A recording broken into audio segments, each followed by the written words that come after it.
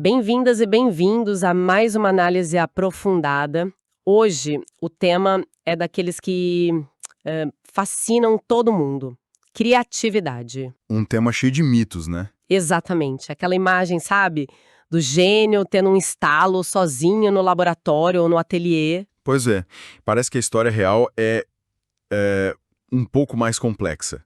Como dizem, a faísca é importante, claro, mas sem o ar, sem o combustível, quer dizer, o conhecimento prévio, o contexto social, um jeito de espalhar a ideia, ela não acende de verdade. Perfeito. E é justamente essa trama, essa rede mais rica que a gente vai explorar hoje, né?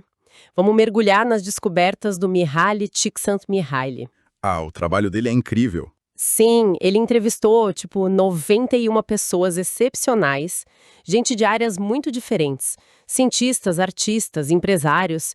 Tinha até 14 ganhadores de prêmio Nobel nesse grupo. Uau! Tudo isso para entender como a criatividade funciona na prática, no dia a dia dessas pessoas. Então a nossa missão aqui hoje é essa: ir além do mito do gênio solitário, tentar entender como essas mentes super criativas vivem, como trabalham. E o que a gente pode aprender com as histórias delas, com os padrões que ele identificou. Exato. E olha, já adianto, a realidade é bem mais interessante e talvez menos linear do que aquelas histórias otimistas que a gente costuma ouvir. Com certeza. É mais bagunçado e mais fascinante. Ok, então vamos lá, desvendar isso. Parece que a criatividade nasce mais da interação de várias coisas, né? Não só da cabeça de uma pessoa. Sim. E uma coisa curiosa que o estudo sugere é que às vezes é mais fácil estimular a criatividade mudando o ambiente, o contexto. Do que tentando mudar diretamente o jeito da pessoa pensar. Que interessante. Exato. Por isso, um bom ponto de partida é justamente desmontar essa ideia do gênio solitário que você mencionou. Aquela figura quase mítica, né? Isolada do mundo, que de repente, bum, tem uma ideia que muda tudo. Essa visão romântica, mas que não se sustenta muito na pesquisa. O Csikszentmihalyi propõe um modelo sistêmico. Sistêmico? Como assim? Ele diz que a criatividade emerge da interação de três sistemas. O primeiro é o domínio. Domínio. Pensa nisso como tipo o conjunto de conhecimentos, as regras, os símbolos de uma área. A matemática tem seu domínio, a música o dela, a física, a culinária. Entendi. É o idioma daquela área, o conhecimento acumulado. Exatamente. E para inovar, você primeiro precisa conhecer bem esse domínio. Não dá para reinventar a roda sem saber o que é uma roda, né? Faz todo sentido. Ninguém vai compor uma ópera sem entender de música, ou criar um teorema sem saber matemática. Precisamente. O segundo componente é o campo. Campo. Esse é o sistema social da área. São os guardiões, vamos dizer assim. Críticos, editores, professores, curadores, os colegas cientistas. Ah, o pessoal que avalia, que diz isso aqui é bom, isso aqui vale. Exatamente. Eles que filtram, que validam a novidade e decidem o que entra para o domínio. Parte do desafio de ser criativo é convencer essa galera. Nossa, isso muda tudo. Não basta ter a ideia genial na cabeça. Não basta. Ela precisa ser reconhecida, validada pelo campo para ter impacto real, para ser incorporada. Entendi. Domínio, campo e o terceiro? O terceiro é o indivíduo, a pessoa, né? Aquela que, com base no conhecimento do domínio, gera variação, a ideia nova. Mas essa pessoa não está agindo sozinha, então? De jeito nenhum. Ela está sempre em diálogo, mesmo que implícito, com o domínio, que dá a matéria-prima, e com o campo, que vai julgar e disseminar ou não a ideia. Essa visão sistêmica tira um pouco aquele peso do herói solitário, né? Distribui mais a culpa pela criatividade. Exato. Tira o foco exclusivo do indivíduo. Um exemplo ótimo disso é o Renascimento em Florença. Ah, clássico. Pensa no Brunelleschi fazendo a cúpula do Duomo, ou Ghiberti com os portões do paraíso. Genialidade pura. Sim, mas não foi só a genialidade individual deles. Eles tinham acesso ao conhecimento redescoberto da arte e engenharia clássicas, isso é o domínio, E, ao mesmo tempo, tinham o apoio, o financiamento, a competição e até a pressão da cidade, das guildas. Isso é o campo. Quer dizer, o contexto todo estava fértil. Exatamente. Muitas vezes a própria tarefa era definida pelo cliente, pela necessidade da cidade, não por um impulso puramente interno do artista. A genialidade deles floresceu porque o sistema domínio e campo estava propício. Se eles não tivessem nascido, talvez outros tivessem ocupado aquele lugar. Uau! Então a grande sacada é essa. A criatividade mora na conexão. Conexão da pessoa com o saber da área e com o reconhecimento dos chefes do clube. Muda a perspectiva. Totalmente. Mas falando do indivíduo, aí a coisa fica realmente interessante, né? Porque o estudo mostrou que não tem um tipo de personalidade criativa. Pelo contrário. Assim, esse é um dos achados mais fascinantes. Essas pessoas são complexas, cheias de traços que parecem à primeira vista contraditórios. Tipo o quê, por exemplo? Bom, Csikszentmihalyi listou 10 pares de traços paradoxais. Vamos pegar alguns. Um deles é ter muita energia física, mas ao mesmo tempo precisar muito de quietude e descanso. Como assim? São super ativos ou super tranquilos? Os dois. Eles conseguem ter picos de energia muito focada, tipo um laser quando estão trabalhando num problema que os absorve, mas também dormem muito, descansam, precisam recarregar. Não é aquela hiperatividade constante, sabe? É uma energia bem gerenciada. Energia controlada, então. Entendi. E na parte mental? Outro paradoxo interessante. Eles combinam inteligência, esperteza com uma certa ingenuidade, uma abertura quase infantil. Esperto e ingênuo ao mesmo tempo. Isso se conecta com a capacidade de usar tanto o pensamento convergente, aquele mais lógico, crítico para avaliar ideias e achar a melhor solução, quanto o divergente, que é gerar muitas ideias livremente, sem julgamento inicial, deixar a imaginação voar. Saber a hora de criticar e a hora de só viajar na ideia. Exato. E essa ingenuidade talvez seja a abertura para fazer perguntas que outros não fazem, para ver as coisas de um jeito novo. Manfred Eigen, um nobilista, disse algo interessante, que era crucial saber se um problema tinha solução, para não gastar energia à toa. Muitos reconheciam ter tido poucas grandes ideias na vida, mas eram ideias que rendiam muito trabalho. Essa dualidade parece ser chave, né? E a atitude em relação ao trabalho em si? É só disciplina ferrenha? Aí vem outro paradoxo. Disciplina e responsabilidade convivendo com leveza, brincadeira e até um toque de irresponsabilidade. Essa eu gostei. Pois é. O trabalho duro, a persistência, o que os alemães chamam de Sitzfleisch, a capacidade de ficar sentado trabalhando por horas, é fundamental. Ninguém nega isso. A famosa transpiração.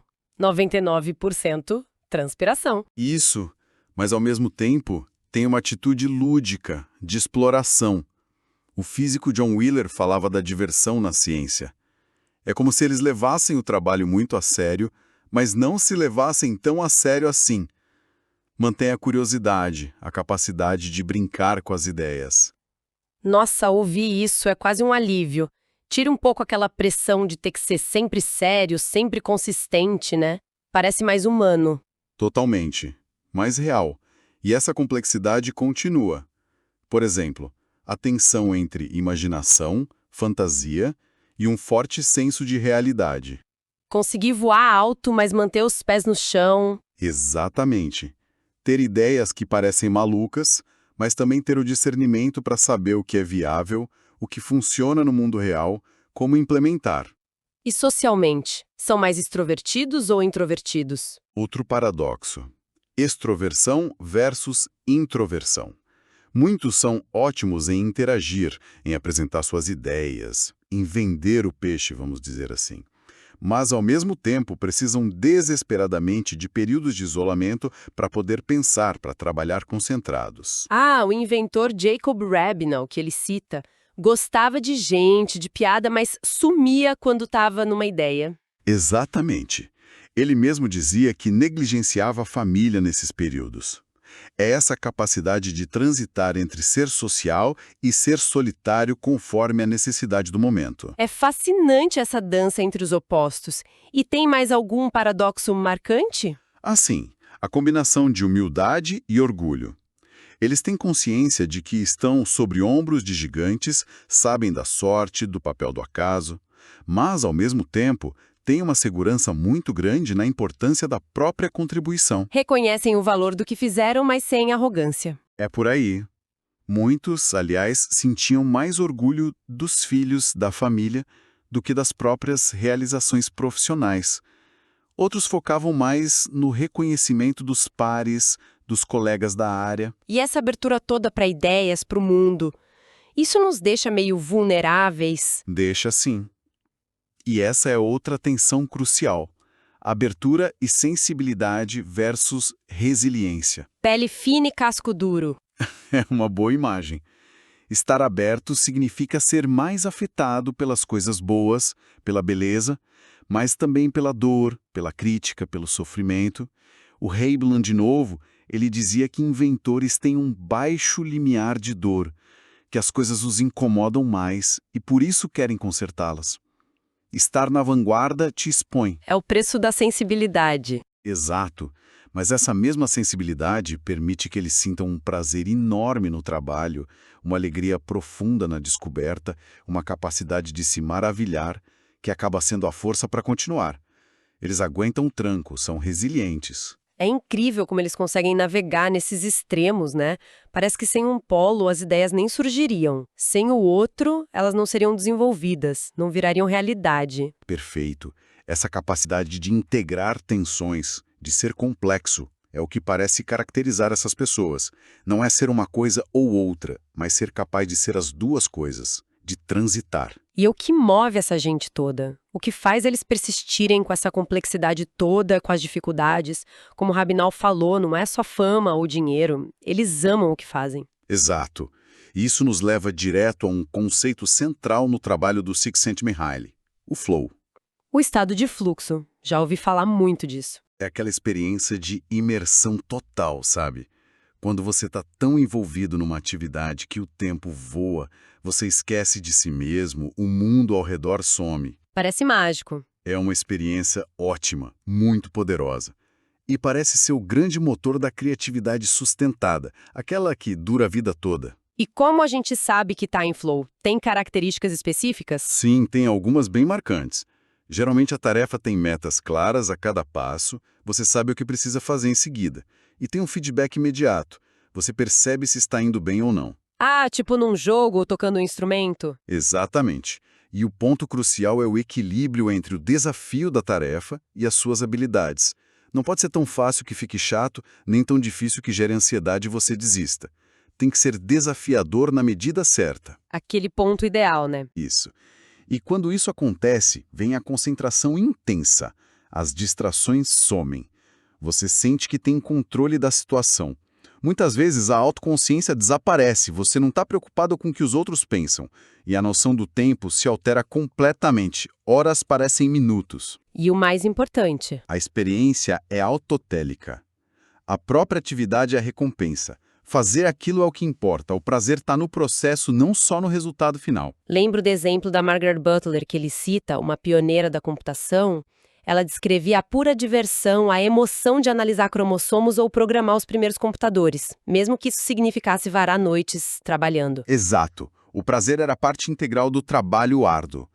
Esse prazer intrínseco, essa recompensa interna do flow, é o que ajuda a superar a inércia natural que a gente tem. A tendência a buscar conforto, a economizar energia. Sim, a entropia, como ele chama. Não que essas pessoas não sintam a dificuldade inicial. A historiadora Natalie Davis descreveu uma tortura antes de conseguir entrar no ritmo da escrita. Mas elas persistem porque sabem, ou pelo menos intuem, que a recompensa da imersão, da descoberta, vale a pena. Entendi. O flow é tipo combustível interno. Mas e o ambiente? O lugar onde a pessoa trabalha, vive, isso influencia? Dá para cultivar a criatividade mexendo nisso? Com certeza. O ambiente é fundamental. O estudo fala muito sobre isso. A gente pode pensar em dois níveis assim. Macro e micro. Isso. O macroambiente seriam aqueles lugares, aquelas épocas que concentram muita criatividade. A Florência do Renascimento, que a gente falou, os Bell Labs numa certa época, alguns departamentos universitários famosos. Os tais clusters criativos. E entra o microambiente. E ele também tem um peso enorme. Uma coisa interessante que o estudo aponta é a necessidade de um equilíbrio entre espaços estimulantes e espaços mais calmos, até meio monótonos. Como assim? Precisa dos dois. Parece que sim. Lugares inspiradores com beleza natural, arte e cultura podem ser ótimos para ter insights, para abrir a cabeça.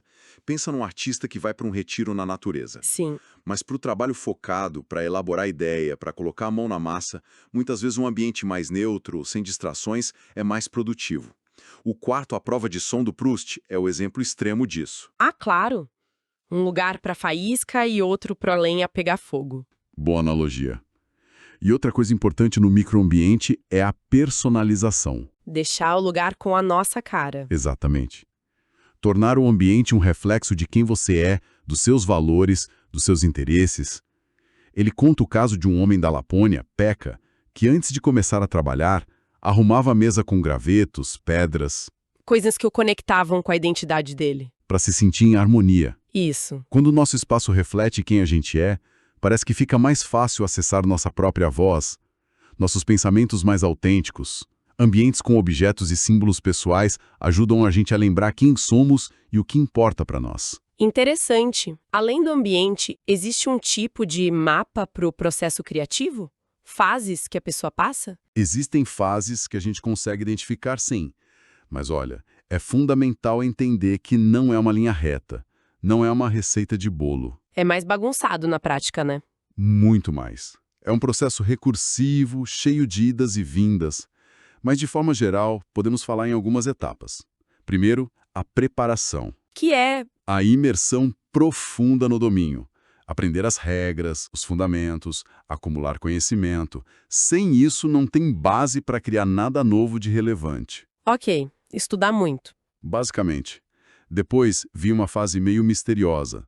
A incubação. Incubação? Deixar a ideia chocando? É por aí. É um período em que o problema fica ali, decantando na mente, muitas vezes fora da consciência direta. Sabe quando você está com um problema, não acha a solução, aí vai fazer outra coisa, e de repente a ideia aparece? Sim, no banho, caminhando. Exato. É a incubação agindo. Aqui, se permitir não fazer nada, como dizia o físico Freeman Dyson, pode ser muito produtivo. Deixar as ideias se combinarem livremente no fundo da mente. E aí, depois da incubação, vem o estalo. O insight, o momento ahá, o eureka. Pode ser súbito ou pode vir aos poucos, como peças de um quebra-cabeça se encaixando. A parte mais famosa do processo. Sim, mas não é o fim. Depois do insight, vem a avaliação. Hora de ser crítico. Exatamente. É a hora de usar o pensamento convergente. Analisar a ideia. Ela é boa mesmo? É viável? É relevante? É original? É aqui que entra aquela habilidade de saber se um problema tem solução, que o Eigen falava. Uma ideia é só uma ideia, né? Precisa ver se ela é boa, como dizia o Rabino. Separar o joio do trigo. E se a ideia passar nesse teste? Aí vem a elaboração, a famosa transpiração. É o trabalho árduo de transformar o insight em algo concreto, real, comunicável. Um artigo, um produto, uma obra de arte, uma solução prática. A parte que exige mais persistência, imagino. Muita. É aqui que a paixão pelo que se faz, a curiosidade, o flow, são essenciais para manter a energia. A historiadora Natalie Davis falava disso, da paixão que sustenta a elaboração. E para muitos, como o biólogo Barry Commoner, o prazer de conseguir comunicar a descoberta também é uma motivação forte nessa fase. E esse processo pode voltar atrás, né? O tempo todo. Você pode estar elaborando e perceber que precisa de mais informação. Volta para a preparação. Ou que a ideia não era tão boa assim. Volta para a avaliação. Ou ter um novo insight no meio do caminho. É um ciclo, um vai e vem constante. Ufa! Bem mais complexo do que parece. Então, se a gente fosse resumir tudo isso, o que fica? Acho que o principal é entender a criatividade como um fenômeno sistêmico, né? Certo. Não é só o indivíduo genial. É a interação dele com o conhecimento da área, o domínio. E com a validação social, o campo. Segundo, a personalidade criativa é complexa, cheia de paradoxos.